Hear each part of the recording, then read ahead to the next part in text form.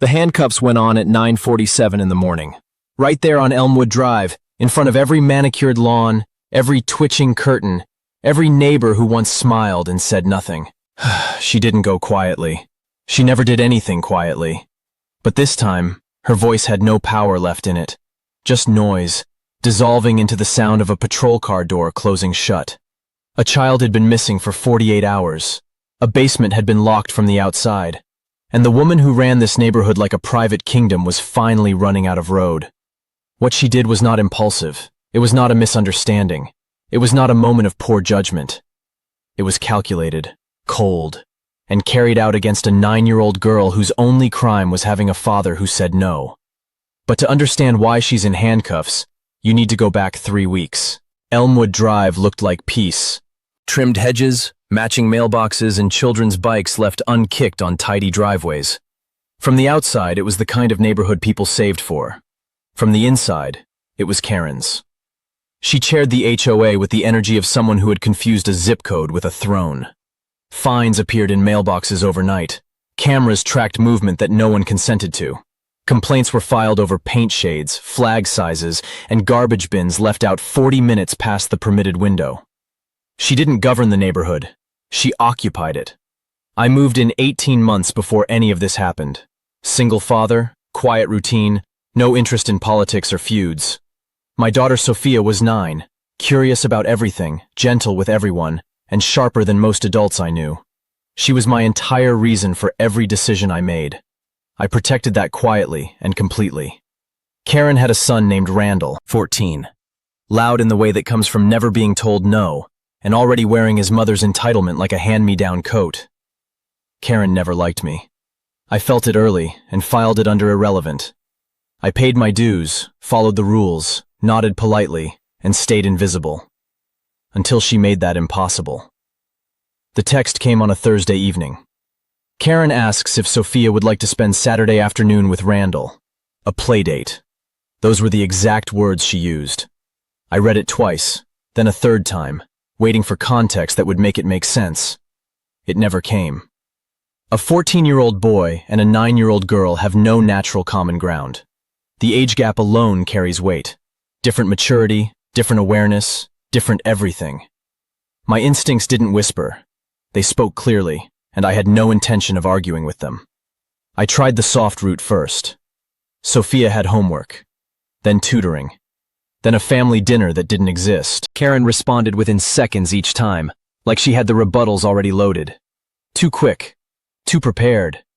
The back and forth had the feel of something rehearsed rather than spontaneous, and that alone made my skin tighten. So I told her the truth.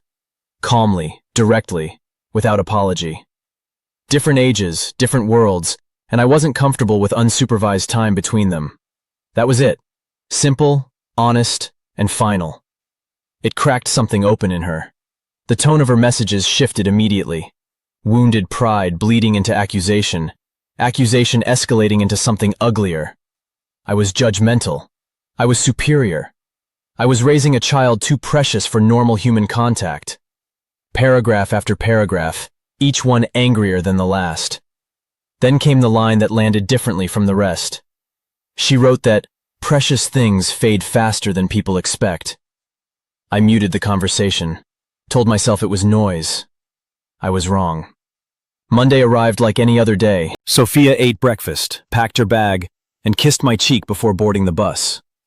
I watched it pull away, went to work, and counted down the hours the way parents do. Not dramatically, just quietly, that low hum of awareness that never fully switches off. My shift ended at 4. I checked the clock, checked my phone, and noticed the silence where a message should have been. 10 minutes late became 30. 30 became an hour. I called her school phone. No answer. I called again. Nothing. By the time they returned my call, my hands were already on my keys. A woman had picked Sophia up early, they said. She claimed to be her aunt. Sophia recognized her and went willingly. The staff saw no reason to question it.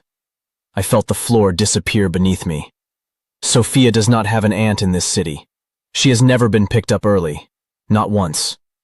There is no version of that sentence that ends safely, and every second I stood there was a second I couldn't afford to lose. I drove to the HOA office because my gut drove me there. Karen sat behind her desk, wearing concern like a tailored jacket, lips pressed together, voice measured, hands folded. She knew nothing, saw nothing. The cameras, she explained with a slow blink, had been down during that exact window. Maintenance issue. Terrible timing. Her eyes didn't match her words once. I called the police. And that's when Karen's story began to move. The car changed color between retellings. The direction shifted. The timeline stretched and compressed depending on who was asking. A story that changes is a story being managed, and everyone in that room could feel it. Then two neighbors stepped forward separately, without coordination. Both had seen Karen walking fast earlier that afternoon, a small child beside her, hoodie pulled low, head down. The officers looked at the messages I handed them, and the temperature in the room dropped 10 degrees. They asked Karen if they could search her home. She refused, immediately, sharply, like the answer had been ready long before the question. The warrant came through within the hour. Karen met it with everything she had left. Rights violations, HOA bylaws cited from memory, threats of lawsuits named after attorneys she probably didn't have. Her voice filled the street, sharp and desperate, the sound of someone who had always used noise as a weapon, discovering that noise has limits. The officers moved past her and into the house without hesitation. Authority had finally arrived with something she couldn't fine, override, or dissolve with a committee vote. They moved floor by floor, methodical, unhurried. Each room opened and cleared while Karen's protests followed them like static. Then they reached the basement door. Locked. Handle unmoving. The kind of lock you choose when you don't want something found. The officer knocked once. Then the door came off. Wood splintered. Light flooded down concrete steps. And there she was. Sophia sat on a folding chair with a blanket pulled around her shoulders and a juice box held in both hands, nearly empty. Her eyes were tired in the way that comes from holding yourself together for too long. But she was unbroken. She looked up, found my face, and ran. I dropped to my knees on that basement floor and held her without words. I counted her breaths. I felt her heartbeat against my chest. I didn't move until the world felt solid again. Behind me, Karen's composure finally gave way, not into remorse, but into justification. She meant no harm. 48 hours was nothing. She only wanted to teach me humility. Each sentence landed colder than the one before it, more revealing, more damning. The excuses of someone who had planned everything except being caught. The handcuffs went on while her neighbors watched from the street. Every one of them is silent. Every one of them witnessing the moment her kingdom became a crime scene. The evidence didn't trickle in.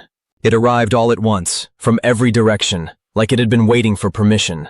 Phone records confirmed the coordination. Bus stop footage captured the pickup. Witness statements aligned without contradiction.